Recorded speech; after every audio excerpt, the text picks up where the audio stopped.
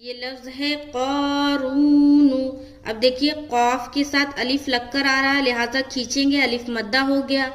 اب یہ حرف دیکھیں گے کہ الف موٹے حرف کے ساتھ آ رہا ہے. قاف جو ہے حروف مستعلیہ میں سے ایک ہے، تو اسے موٹا پڑھیں گے. تو جب اسے موٹا پڑھیں گے اور موٹے حرف کے ساتھ الف لگ کر آئے تو الف بھی موٹا پڑھا جائے گا. جیسے کہ قاف الف زبر قا، را واو پیش رو، قارو، نون پیش نو، قارون. اب دیکھیے نون کو تو ہم جلد ادا کریں گے، قا کو کھینچ رہے ہیں کیونکہ الف مدہ ہو رہا ہے، آواز ہماری موٹی رہے گی. اور رو میں بھی کھینچیں گے کیونکہ واو ساکن اس سے پہلے پیش آ گیا، واو مدہ ہو رہا ہے لہٰذا کھینچیں گے. اب جب رو کو کھینچیں گے تو را کو بھی موٹا رکھنا ہے. کیوں؟ کیونکہ را کے اوپر کیا آ گیا؟ پیش آ گیا. تو کیا پڑھیں گے؟ قارون، قارون.